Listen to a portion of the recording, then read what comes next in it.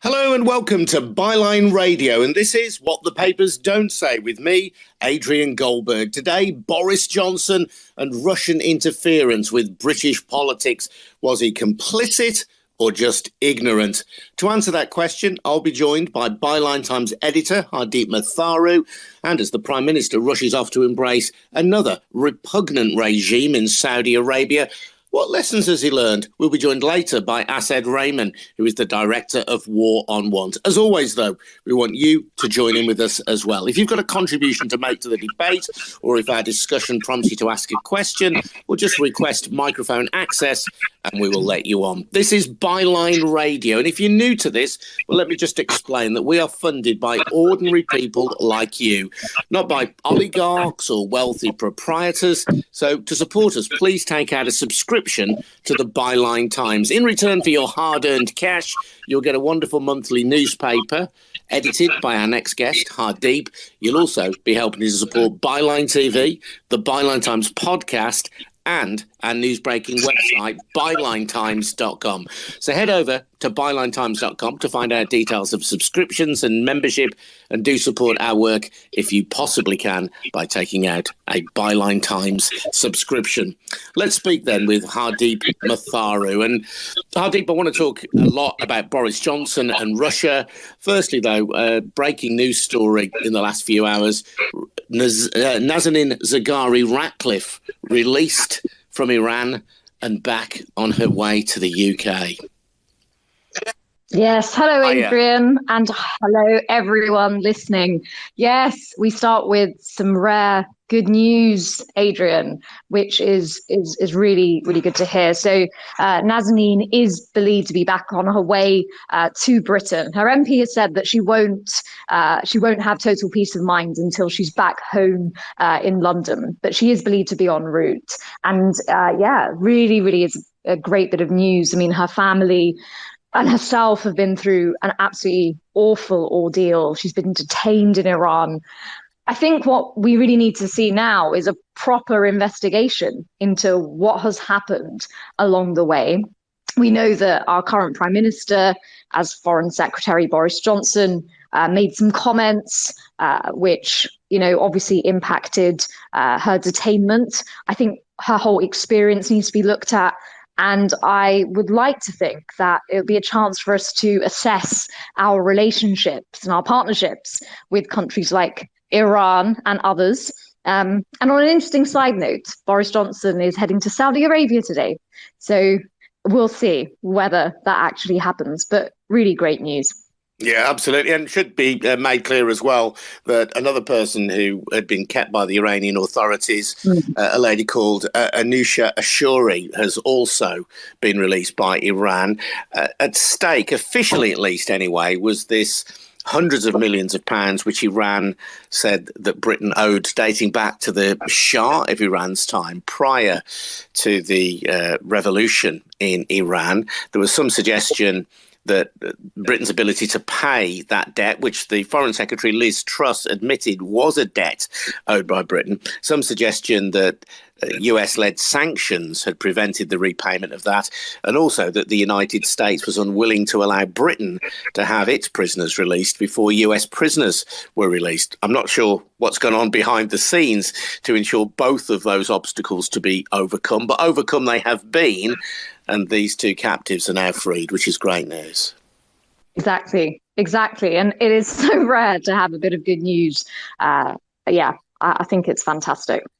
Yeah, well, just to say, and we can't emphasise this enough, Hardeep, if people want to ask you questions about what you're going to lay out before us, if people have got comments to make about what we're going to talk about now, which is the influence of Russia and Putin in particular on UK public life, and what Boris Johnson knew about this, in what sense he was implicated, in what sense and to what degree he was ignorant, please just request a microphone and we'll try and get as many of your calls and comments on as we can, as long as you've got something sensible to say. between now and 1 o'clock. And as I say, a little bit later on, we're going to be speaking to Asad Rehman from War on Want as well. He's got some very particular things to say about Britain's involvement with Saudi Arabia, which is kind of our go-to oil state now that Russian energy supplies, both oil and gas, are seen as off limits to the UK. So, Hardeep, firstly, just give us a sense then of the extent of Russian influence on UK life and politics prior to the invasion of Ukraine. Yes, well, I think it's been extensive. I think that has been extensively shown as well. You know, Adrian, I do think this is one of the biggest scandals of our time. Britain's cozy relationship with Russian oligarchs, the fact that our capital city is known as Londongrad, which is something a parliamentary committee noted. And the scandal isn't just that we have Londongrad and we have so much Russia-linked money swirling around the capital, in our museums, in our private schools, in our culture, and our politics as well.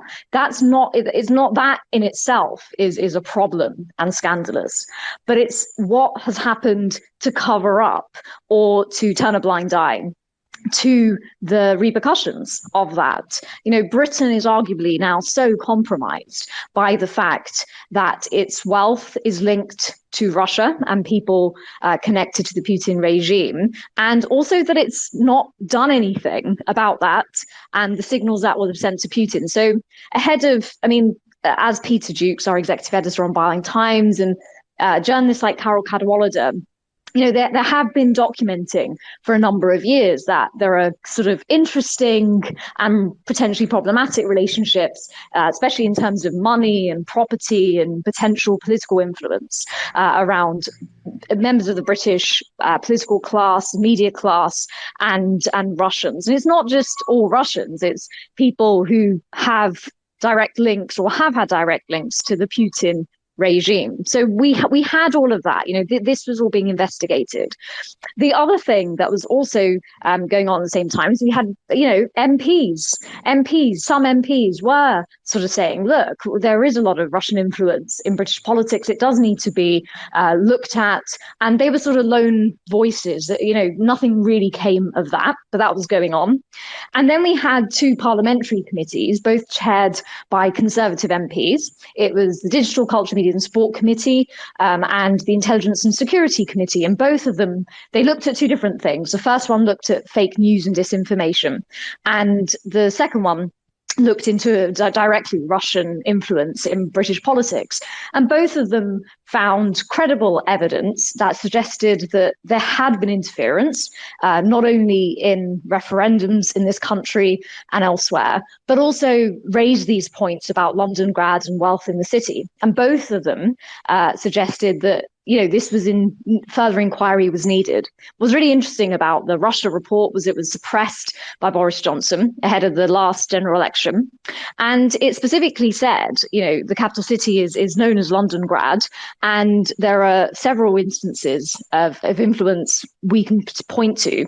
And the reason the security services can't definitively say that there has been interference or this is the effects of the influence is because it hasn't been tasked to look at that. It hasn't been tasked to look for it. And so that was also going on, which was a problem. And then there were all the alarm bells along the way, which was actions that Putin was taking, which we didn't seem to do much about, granted, along with other countries in the West, but we didn't. So he had already, we'd seen what had happened in Moldova and Georgia. We'd already seen obviously, in 2014, we had the annexation of Crimea, the Donbass. We had the shooting down of MH17, the plane, where 300 passengers died. We had, a number of years before, we had Alexander Litvinenko was killed. We then had the Skripal poisonings in Salisbury, which led to the death of Dawn Sturgis, a British citizen. And again, all of these alarm bells didn't really do anything about them. A few years after the Crimea was annexed, Boris Johnson intimated that it was the fault of NATO and the EU expanding. And a few days after the Skripal poisonings, he went to an Italian villa party held by Evgeny Lebedev, who is the Russian owner of the Evening Standard and independent newspapers, whose father is a former KGB officer. And so then, what else was going on was Boris Johnson in particular and his close links as foreign secretary, now prime minister, to various Russian oligarchs, and also his focus on wealth and also the role he played in London. So all of these things were going on. And to me, they don't just point to, we sort of lost our way and sort of went off the rails a bit, and that was a mistake. It was, there's a systematic response from people in the British media class in this country who did not want to look too much at Russian influence in this country, and especially not if it touched on anything to do with Brexit. And where that has led us is to the point where Putin has had to start a war for everyone to wake up and think, God, this man's dangerous. And also led us to the point where we're so compromised now anyway, that any sanctions and any sort of economic policies being introduced now are really too little too late. I suppose the question is, to what extent was Boris Johnson just following his instinct as a Conservative politician? There's a very interesting piece written by Danny Finkelstein, Baron Finkelstein, who was a Conservative peer, who's advised, amongst others, John Major and William Hague. And he says that Britain was right to embrace the oligarchs. He says that it was part of the West's initiative to encourage economic liberalisation. Britain was playing its role in that by encouraging entrepreneurial oligarchs to come to the UK and to develop wealth networks and so on across continents. And the fact that we have got such an extent of Russian wealth now embedded within London and UK society actually makes it easier for us to sanction Russia. So perhaps Johnson, and I'm trying to kind of think of this in the fairest way possible, was simply following those Conservative instincts. It's an interesting point, Adrian, and I guess you've got to look at him and his own tendencies. What is he attracted to as a politician, as a person? What is he amenable to as well? Because I think there's one thing about encouraging Russian businesses and entrepreneurs and sort of supporting that, but I think the issue is, did it really just stop at that? Or what has come along with that sense of support for Russian businesses and investments? And, and we know that there were a lot of golden visas issued to Russian oligarchs. We know that people gained citizenship, they became part of the fabric of this country. And we know that, significant amounts of donations have gone to the Conservative Party from people who, you'd call Russian oligarchs, and have been, some of them, linked to the Putin regime. So I think it's looking at, has it ever just been encouraging modern Russia to develop itself and to develop a relationship with it, which keeps everyone on the straight and narrow? Or has it gone beyond that? And if it has gone beyond that and started to seep into political influence and matters of concern around the media and elsewhere, why has that happened? And I think you're right. The question is Boris Johnson in particular, has he been somebody whose personality, both politically and personally, has been that way inclined? But as you said, I would love to hear what other people have to say, because even though, as you know, Adrian, we're not in the establishment media, we're still in a media bubble. So I'd love to hear from people and see, what their take is on it. And do they think that this scandal has been pushed aside for many years, and why that is? Hello. There we go. I think we've just had a slight technical glitch there, Hardeep. I warned you that we would do. This is Adrian Goldberg here. I knew we would. This is Adrian Goldberg here on Byline Radio. We're going to go and get one or two callers on in just a moment. So if you've not tuned in before, just to remind you that Byline Radio comes from the Byline Times. If you want to support our work, please take out a subscription to the Byline Times, which is a fabulous monthly newspaper edited by Hardeep. And if you take out a subscription to the paper, you're supporting the work of this radio station, of the Byline Times podcast, Byline TV, and so on. So just find out more at our newsbreaking website, bylinetimes.com. That's where you'll find details of how to subscribe. Kathy, you've joined us, I think, with a comment or a question. Welcome to Byline Radio. Hello. Hi there. Hi there. Yeah, just following on from what we're saying about Boris Johnson, really, about, how deep does it run? Is it his personality? How deep is he in? How, is he connected, etc.? I think it goes a little bit further back from before he was actually made mayor. And yesterday I came across a really, really good piece, which was done by Michael Weiss, as you know, he's out there at the moment with John Sweeney. And in 2013, Michael Weiss wrote a piece on, let me tell you what it was called. It was called In Plain Sight, the Kremlin's London Lobby. Does anybody recall that? No, I don't know that, Kathy. I don't know if Hardeep does. I don't know. But within that, he told us about speaking to one of his sources. And he took us back to, this was at the time now where the Conservatives, the Russia Forum and everything was exposed, and Nalibin was exposed, Sergei Nalibin, if I'm pronouncing that right, as part of a Russian op. But he took us back to 2013, and he was telling us then of a time where Boris Johnson was invited to the Russian embassy. And this was back in 2004 we're talking about now. And Greg Hans has actually told a story about it. And there was something back then called the Fast Track Donor Club, and a chap called Sergei Christo. Now, Boris Johnson was actually the guest speaker there back in 2004 at the Fast Track Donor Club. And this was before the assassination of Alexander Litvinenko and everything. But basically what that was, it was to encourage donors to the Conservative Party in 2004 to back young Conservatives. And they were basically trying to, it was like the Russian embassy had word from Moscow that they were trying to find ways of getting money into the Conservatives. Yeah, because they'd fallen out with Labour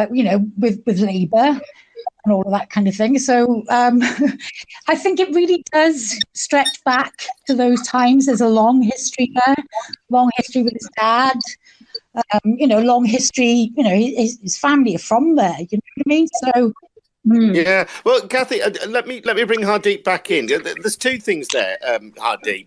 Kathy is talking about the Russian political influence, and we know that although the Conservative Party had been the principal beneficiaries of donations from Russian sources, and of course we must be clear to emphasise that not all of those sources are nefarious, not all of them were seeking to promote Putin's agenda by any stretch, but nevertheless, the Conservative Party were the main beneficiaries. Labour MPs have also had money from Russian sources. But I think maybe there's also a deeper thing, but it is connected with this. And Peter Jukes has written about this a lot on the Byline Times, Hardeep, about the extent to which Putin did have an agenda to split the UK from the EU, to kind of weaken the European Union, to weaken the NATO alliance. So some of the oligarchs may well have been promoting that agenda, or attempting to, by using their financial influence. But we also have this whole information war waged by Putin and his proxies against the UK and the West in general. Yeah, and I'm so glad that Carol Cadwalader's epic Twitter threads and all her work on this and her writings are now being looked at again, in light of the war in Ukraine. Because that's exactly what her and other journalists have been saying for a number of years. But it's just easier to see it now that actually this is a long war. I mean, it was the Ukrainians very firm that, look, this was going on in 2014 when the eastern part of our country was being invaded. But even, I think Kathy's right as well. It sort of goes beyond even that. It's a much longer span. And yeah, I mean, there is, as Peter Jukes and Carol have outlined, and also military studies that Byline Times has published that were commissioned by the US, one in 2011, one under the Trump administration. That's the opinion of security analysts that actually Putin has had this very long war planned. He has a plan for sort of Eurasian empire or the recreation of it, which actually isn't going back to Soviet times, but is more fascistic in what it wants to achieve. It wants to take Russia back to almost a sort of a czarist society and all that comes with that. And part of the plan was destabilizing the West, destabilizing alliances like the EU and NATO, which we can see now with the invasion taking place, how key they are. And Brexit was a part of that. And Peter Jukes has written an article for Byline Times called Putin's Plot Against Britain and How He Got Away with It, which I'd encourage everyone to read because he literally documents lots and lots of evidence which piece together. You can see that that was the intent was there. So yeah, and I think it's both. I think it's sort of that mixed with opportunity as well.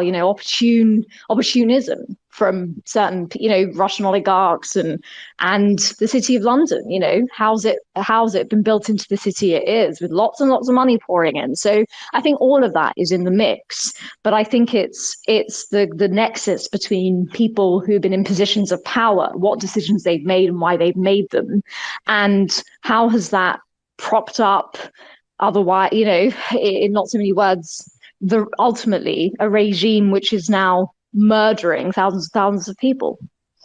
Interesting stuff. I just want to say hello to some of our listeners today, to Jonta, to Tracy, to Anna, to Paddy, to Seraphim, to Robert, to Alexander, to Sai, to Kathy, to Tamara. If you want to join in, there is a little microphone icon in the bottom left of your screen. Tap that to request access.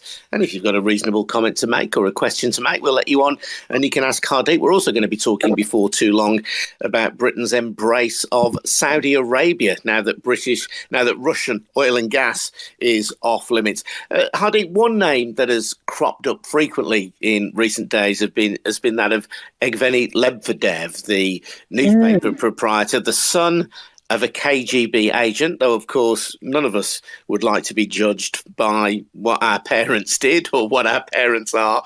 But he was a man who Boris Johnson was warned was a security risk before he was appointed to the House of Lords. Johnson went ahead and appointed him anyway. I should just say, Lebedev himself made a really passionate plea in the Evening Standard, which of course he owns, in an editorial to say, please accept me, I'm British. I have Russian ancestry, but I was brought up in Britain.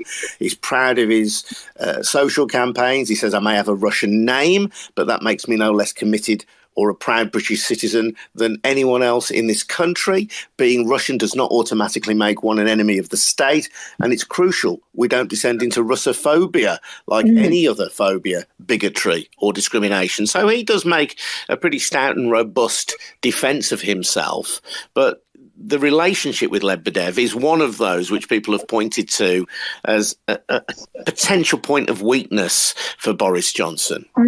Yeah, and I think, as you say, the key word there was defense. The key words there were defense of himself, because if we go further back in time and we look at some of the things that Evgeny Lebedev has said about when Crimea was annexed and the Putin regime, and interestingly, how Boris Johnson's sort of thoughts around that subject, weirdly, in some ways, were mirrored around that same time. it is quite different. I don't think Evgeny Lebedev has always publicly. I think this is, he's defending himself. He's coming out and sort of making the case that actually there's nothing that he's doing wrong, and it's Putin's war.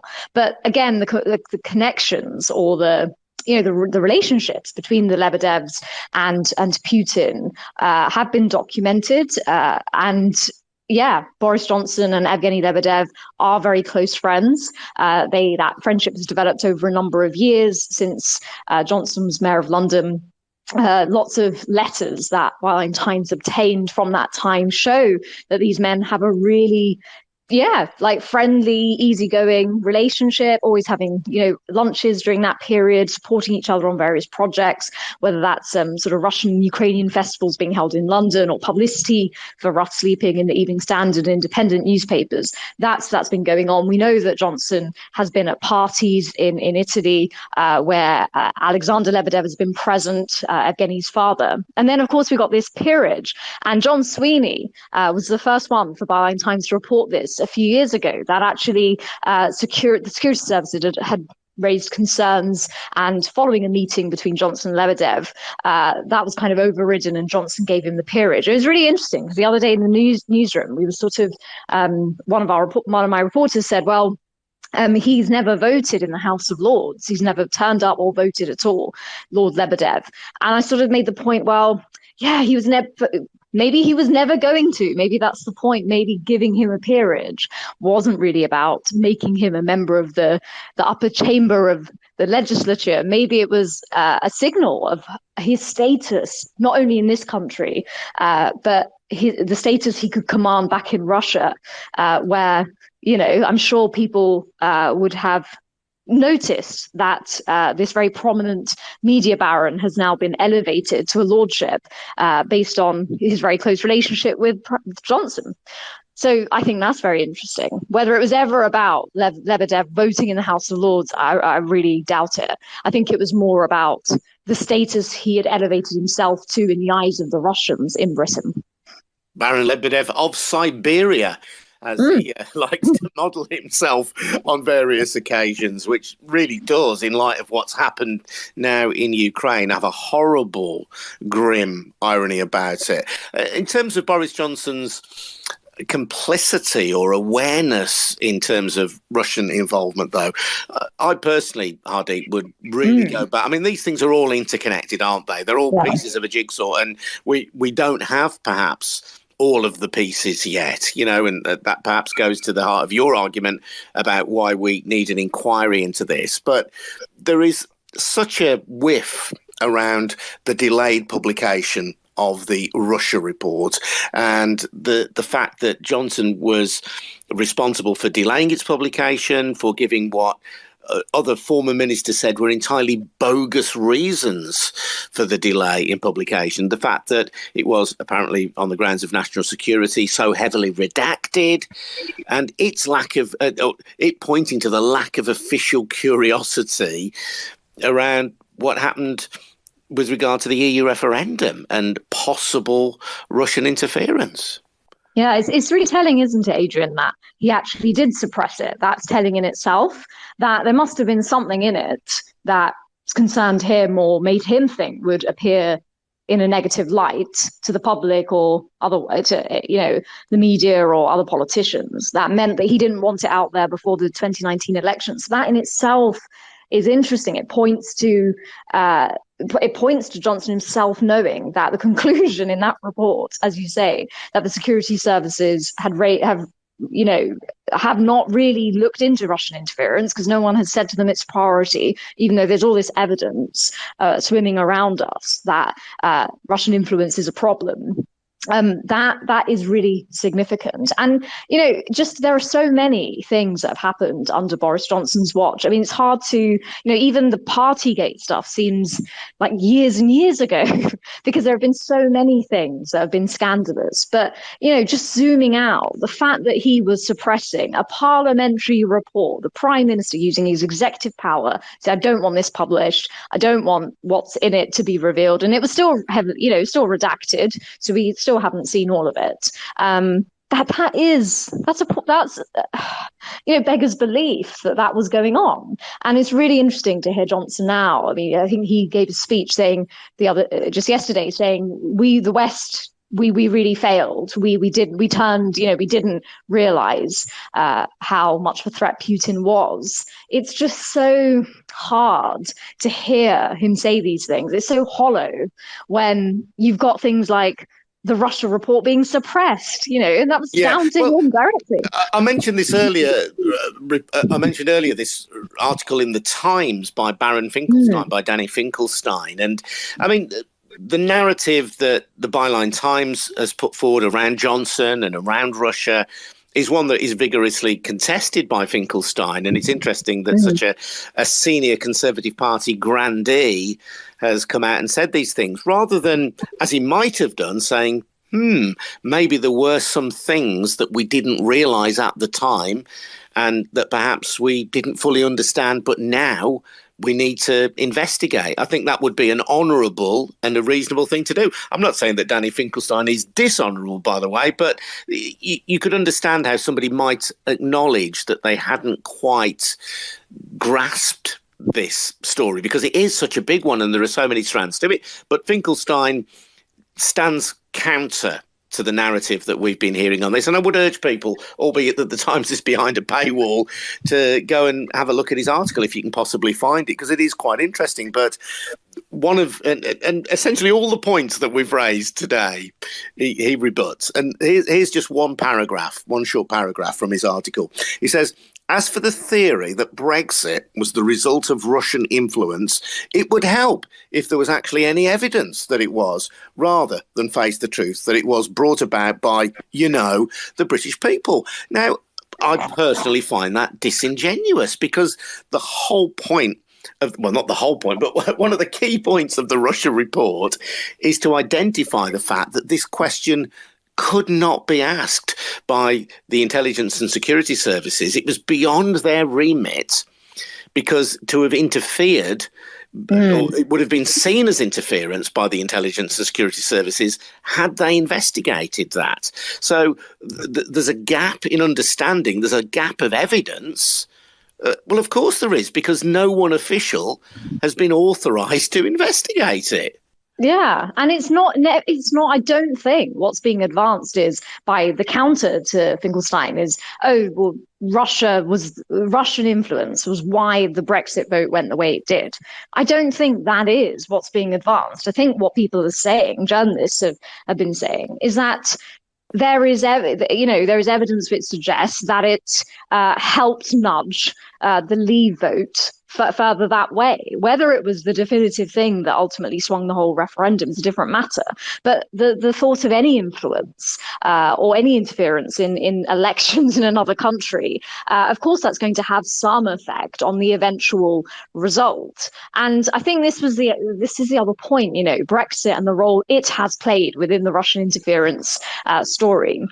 Because as you were saying, Adrian, this sort of long information war that Putin had a plan for, part of which was destabilizing the West. Things like Brexit have certainly done that. But then Brexit itself, once it happened, became a sort of weapon in its own right. A weapon and also a cause that, a revolutionary cause almost that Johnson said he was leading, and all the people around him in that nexus, again, that we talk about so much, the political media class, the establishment of that, they were then invested in something, and the result of that investment meant, any questioning of Russian interference in the referendum was immediately dismissed as a conspiracy theory, a Ramona plot, nothing that we should be looking into, because Brexit is Brexit, it's the will of the people. And so how these two things have entwined, Russian interference and Brexit, and how they have sort of the dynamic between how they propped each other up,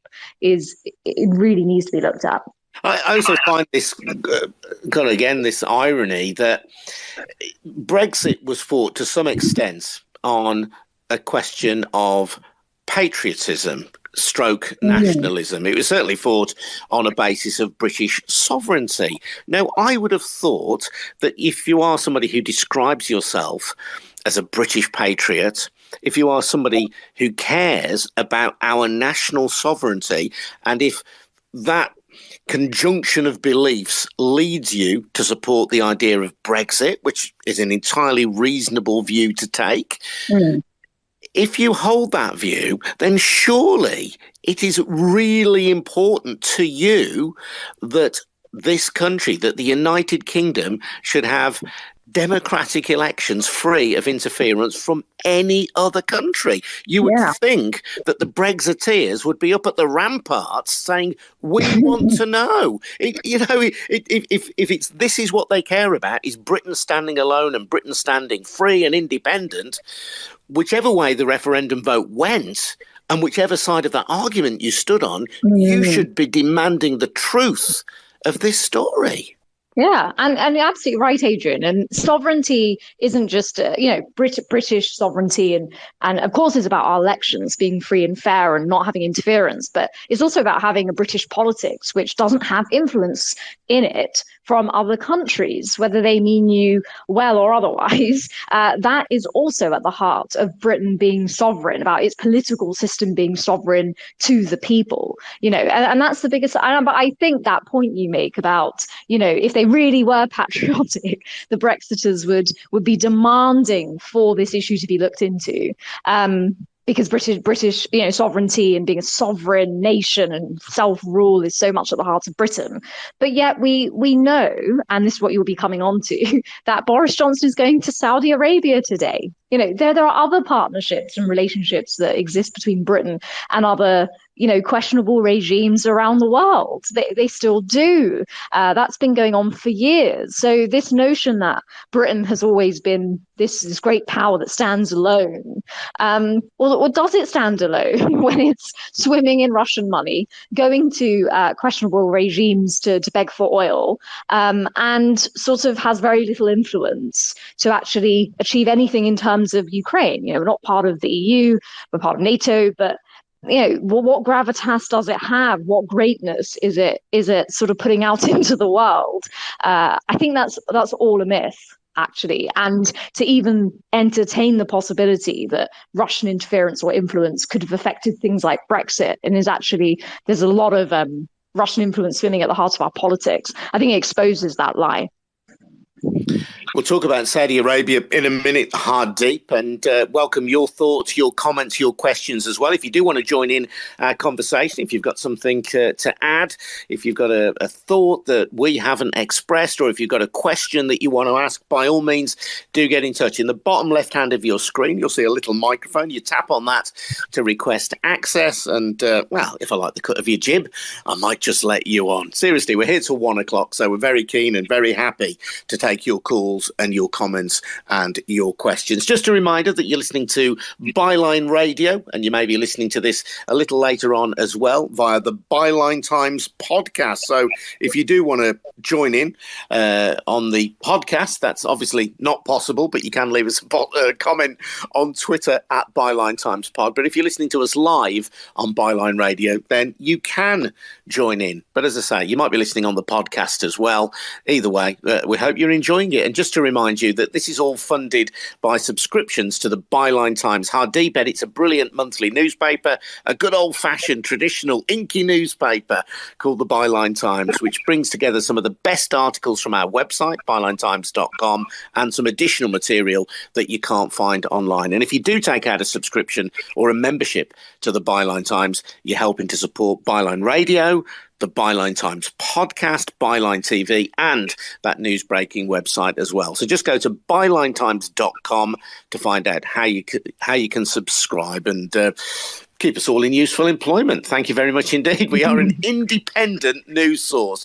We are free from fear or favour. We just believe that we tell it like it is. And there's a great tweet from our co-founder Peter Jukes yesterday saying that the key thing about journalism isn't to be neutral, it is to be accurate, it is to tell the truth.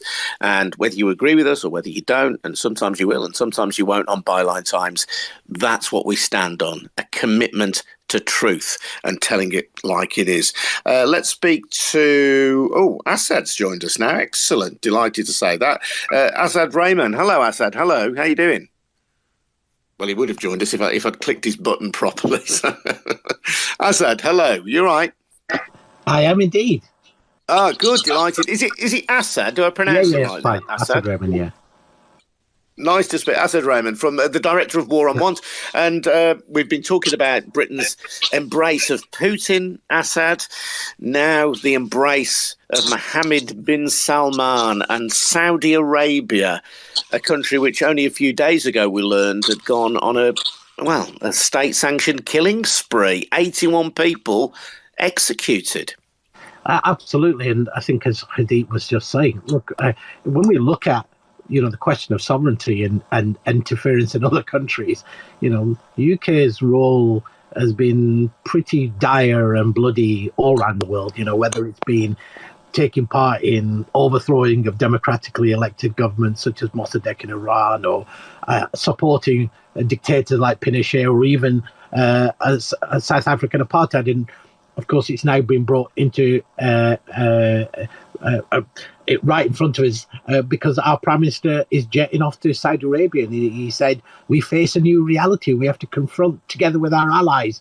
And I'm visiting Saudi Arabia and United Arab Emirates, who are key partners in ensuring regional security and stabilizing global energy markets after the Russian invasion of Ukraine. And of course, what he won't be talking about will be the fact that the very things that he's condemning that are taking place in Ukraine, the devastating attacks on civilians, well, UK weapons have been used in devastating attacks by our ally, Saudi Arabia, an authoritarian dictatorship, which has killed thousands of civilians and created the world's largest humanitarian crisis. And I think people forget that this has been a 5 years of war in Yemen, where the Saudi-led coalition has targeted hospitals, clinics, infrastructure, displacement of people, has bombed agriculture, has restricted humanitarian aid, so much so that now 2/3 of the Yemeni people, that's 20 million people, require humanitarian assistance, including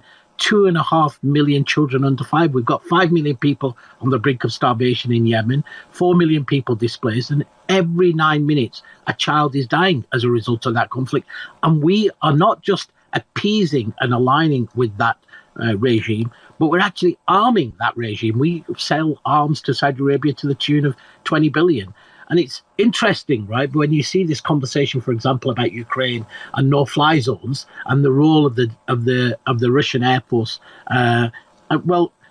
BAE, which is a UK company, has explicitly said, look, without our 6,700 employees in Saudi Arabia, servicing and maintaining those systems, the Saudi Air Force would be grounded within 7 days. So there is a hypocrisy, of course, in terms of the war and the conflict on one level. The second one, of course, is, I was there in Glasgow in November, the climate talks, and when the Prime Minister stood up and said, we're at 1 minute to midnight, and he talked about, the need for getting rid of our addiction to fossil fuels. It seems that all he's really worried about is addiction to what kind of flag flies on our fossil fuels, rather than actually focusing on the real things that he needs to be doing, and which we all know. If you really wanted to move away from our addiction on fossil fuels, retrofit everybody's homes, get energy efficiency, roll out new renewables, have a just transition for workers, are all things that the government has been blocking for the last 10 years. Asad, really good contribution. Please stay there. We'll try and bring you back very shortly, and Hardeep as well. But Alex has joined us, and Alex wants to make a comment. Hello, Alex. How are you? I'm doing okay, I guess. Thank you very much for letting me talk. And my comments are, well, okay, so once again, to those who don't know who I am, I'm Ukrainian American, the guy who was born and raised in the Soviet Union, who knows Soviet propaganda firsthand from the inside, how to use it to persuade Westerners to love socialism and communism. I also know how to use counter propaganda as well. It's much easier because then you'll be telling the truth. I came to the United States in 2001. My family, part of it, is still in Ukraine. They were in Ukraine when the war started. I was able to warn them 15 minutes before the actual bombs touched the ground, so to speak. So they were able to get out of the most dangerous place, the Bristol airport, where my daughter and granddaughter happened to be. My mom was in Kiev, so another primary target, Tроещина, that's Kiev's region where she lives. She lived. Now all three of them are in Poland, and my mom will remain in Poland for quite some time. She has an open US visa. She does not need US embassy to come here to the US, joining either me or my brother. But with my granddaughter, the situation is much more complex. She was denied US F1 student visa by US Embassy in Warsaw, Poland, for no reason at all. Basically, I have it all in writing. So they denied F1 visa that has been filed long before the war. The reasons for denial were, first, you means my granddaughter, Julia, has too many relatives already in the United States. In particular, her mom, her brother, her grandfather, and grandmother are already in the United States, which is true. Julia is the only one who is not in the United States. Reason number two was, I cannot understand reason number two at all. Reason number two, Alex, I mean, it sounds like a sad story of being denied access. Yes, I want to. What bigger point do you draw from that? I will come to that in 35 seconds from now. So the reason number two is that college is too close to the place where she lives, or she would live in the US, 3 miles. I don't know what to draw from that. Now, the reason I'm telling you this sad story, many of you guys are trying to help Ukrainians. Like, what can we do? Here is what can you do. You guys can sponsor Ukrainian refugees so they can come to Great Britain. Great Britain now welcomes citizens or refugees from Ukraine if they have somebody already in the UK, or if someone from the UK with no relationships, just wanted to sponsor refugees from Ukraine. That's what you can do. Now, I've already seen that there is an impatience from the host, so I will turn off my mic. Thank you very much for listening. Okay, Alex, thank you. I just wasn't sure where you were going with that, but you've made an interesting point and a very valid point, and I thank you very much for taking part. Let's see if we can bring in Tamara, because Tamara, you've asked to join in today, and I know that you were tweeting this morning, actually, about the subject we're discussing now with Asad Rehman and with Hardeep, which is this question of Western hypocrisy, British hypocrisy around Saudi Arabia relative to Putin's Russia. That's for you. That's your cue there, Tamara. I'm so sorry. That's what you were talking to Hardeep. I don't know why. Yeah, I mean, I think whenever I watch the news, I'm kind of anticipating them talking about Yemen. And I think I've only ever heard one broadcaster even bring it up. Like, they talk about the beheadings and et cetera, but nobody's really talking about Yemen and the Yemeni people. I just can't seem to get my head around it. And now I've forgotten the point I was going to. Oh, no, this is what I wanted to say. I wanted to ask Asad, obviously, we know we don't want Russian oil. We don't want Saudi Arabian oil. We don't want them to start fracking here again, right? But obviously, we have to do something for the meantime. How long could it take to get those things installed and ready to go. So how long would we if somebody with common sense was running it, how long would we have to rely on oil from somewhere else? Like, how quick, realistically, can we just be onto renewables? Because obviously we have to have a way out of this situation, don't we? I'm happy to answer that. I mean, look, we know we've got a cost of living crisis, we've got rising energy prices, we've got the reality of people either freezing or starving, and that, of course, is not about one decision. That's because we've seen a decade of decisions, the austerity, of creating a low-wage economy, the fact that we've got 15 million people in this country living in poverty, and we're going to see 6.5 million people in energy poverty. So there are some immediate things that the government can do. I mean, the Chancellor is going to make a statement next week. I mean, he could. First step would say, let's do a windfall tax on the energy companies, right? Yeah. The fact that they've handed out over 127 billion in dividends to their shareholders. The BP and Shell talk about their energy companies as being cash machines, right? Yeah, I have the same comment. Yeah, those immediate things that can be done. And look, in other countries like France, it's been done. Energy caps are at 4% because windfall. But the actual way to solve this crisis is to reduce our dependency on fossil fuels. And that, it means retrofit every single home. Massive rollout. It'll be good, create new good jobs, union jobs. It will boost the economy.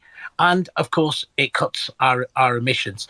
Asad, can I just cut across you there and say, Tamara, if you go to the Byline Times podcast site, if you just Google Byline Times podcast and listen to yesterday's episode, we actually discussed this in some detail with people like the former Labour MP and climate consultant Alan Simpson. And it's excuse me. It's not something that you could do overnight. There is unquestionably a short-term issue in terms of energy, but the kind of measures that Asad is talking about retrofitting, about ensuring that there are strict regulations on insulation for new homes, not only could you reduce the reliance of ordinary people on oil from Russia or Saudi Arabia, you could actually create hundreds of thousands of jobs in the meantime, thus generating more income for the Treasury. I mean, creating a really virtuous cycle. What you need to do is have the will to do it. Yeah, absolutely. I think we've painted ourselves into a corner, and when I say we, I mean the government has painted us into a corner where it feels like immediately there are no good options. So I guess I would wonder what would be an immediate thing or what is the best of the bad options, I guess.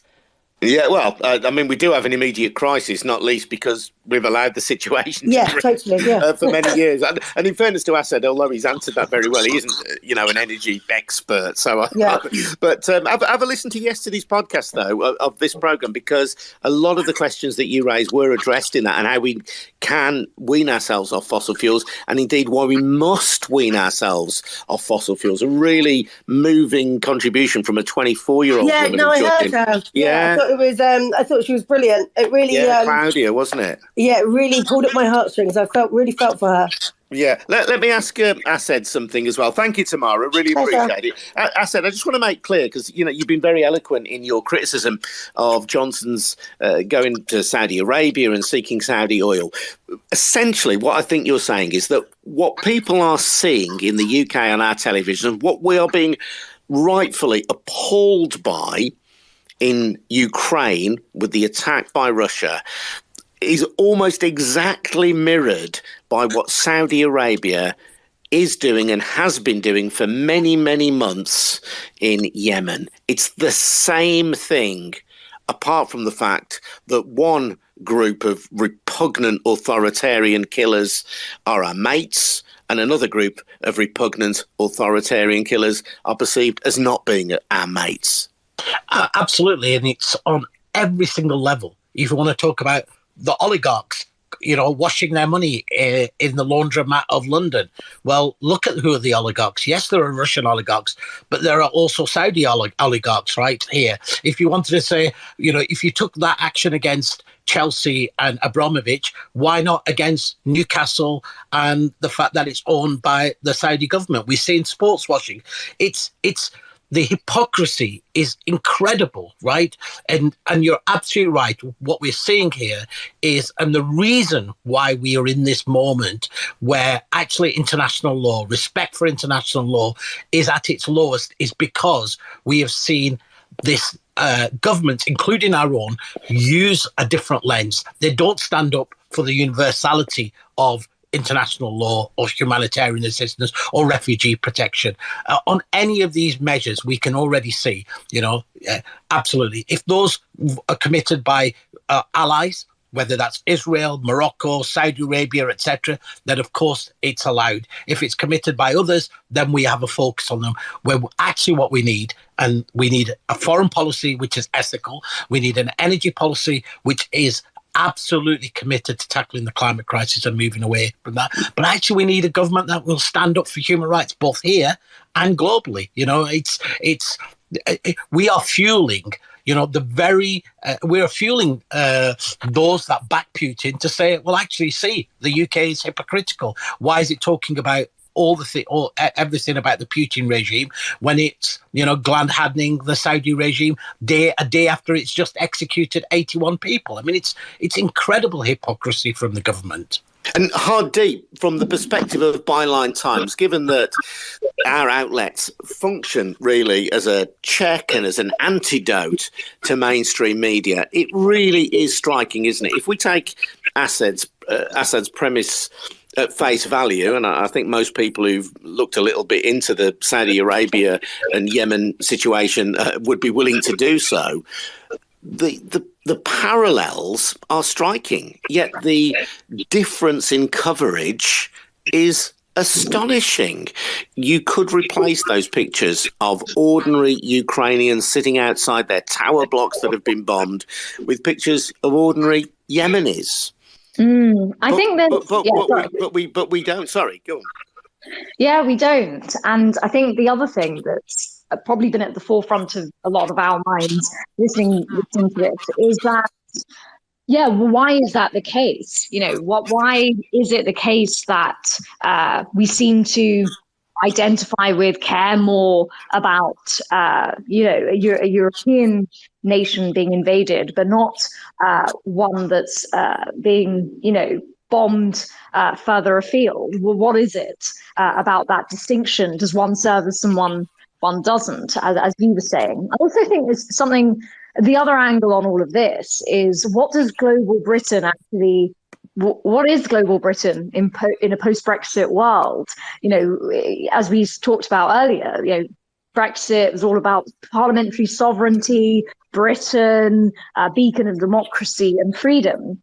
But we've shown on Byline Times, Sam Bright, I think, did an article yesterday looking at, I think it was Saudi Arabia, but he's going to do one on all the countries that are on the government's own human rights watch list, and the extent to which trade increased with those countries in recent years. And global Britain is about a Britain that's not attached to the EU and has all this freedom to go out into the world, trade deals with other nations. So we need to be looking at what those nations are doing and the extent to which they are suppressing freedom and civil rights in their countries. So I suppose, sorry to interrupt, Hardy. I mean, there is a realpolitik argument here that the United Kingdom can choose to do what it needs to do in its own self-interest as it perceives that at any given moment.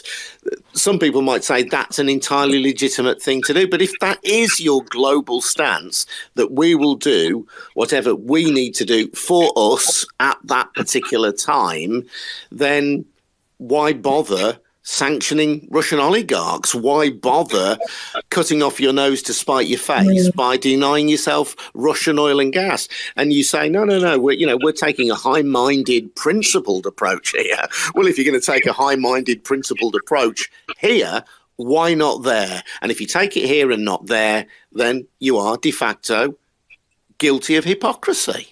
Yeah, and also if you only perceive something as as a threat when it gets to an extreme point where it could affect you, but you've turned a blind eye to it all along otherwise, then that has real repercussions. Putin arguably has been emboldened by the fact that he invaded a part of Ukraine in 2014 and nothing was really done about it. The Skripal poisonings, a few spies were thrown out of Britain, nothing was really done about it. So, yeah, you're right. If you want to go with pragmatism, go with pragmatism. But there are consequences of that. We're already seeing them play out. So arguably you get to a point where situations, conflicts, tensions around the world then end up in a very extreme position.